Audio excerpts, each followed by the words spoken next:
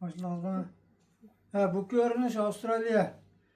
Bugün 2025 yılı 11. ayının 5. günü. Bugün asas demek yo'g'ini mavi kompüter yasashni ko'z qo'ymoqchi. Ma kompüterlar o'xshamaydi. Ma kompüterni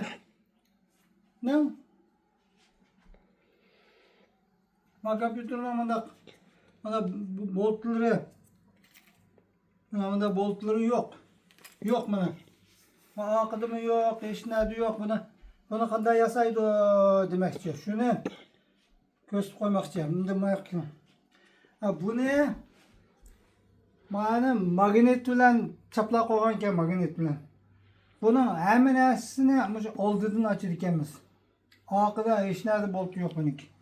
Buni ochgan vaqtida miyaga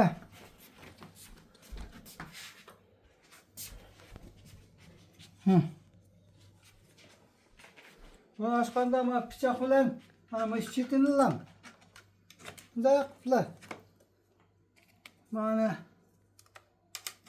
miyaga bunday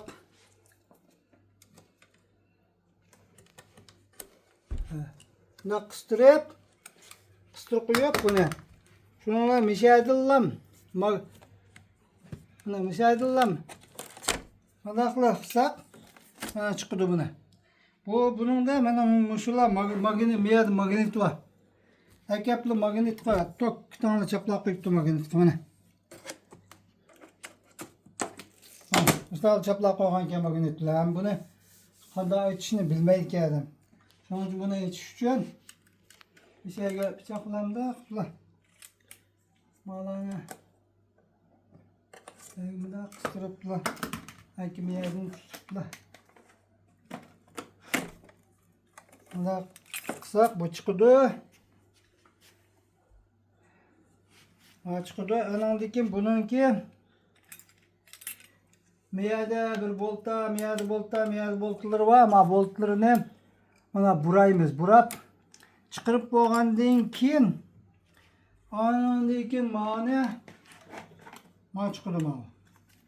Mana oqidagi mana uloqni chiqarib o'tamiz monetasi. Endi bu chiqdi. Ondan keyin buningki ichidagi mana motherboard, hard drive, RAM deganlarni asta-asta chiqarib yasaymiz. Meni demoqchi o'g'lim, kimning kompyuteri buzilib qolsa, ya bolalari kompyuterga qiziqsa, meni taklif qilsa, o'rgatib qo'ying desa, men haqsiz bolalarga kompyuterlarni ko'rsatib qo'yma, o'rgatib qo'yma. Kompyuter buzilib qolsa yasab berma.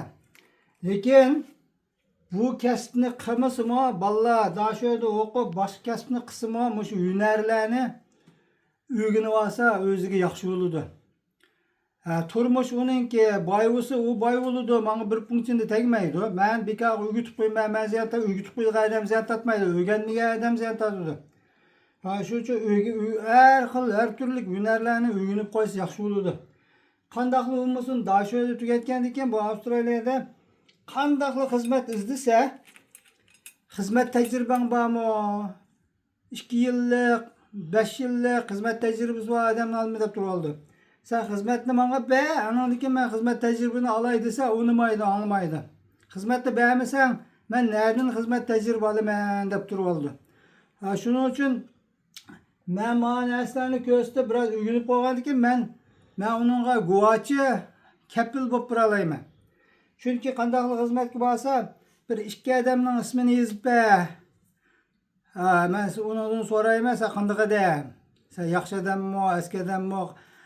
U ishdan qisini qo'g'ilib o'tdimi?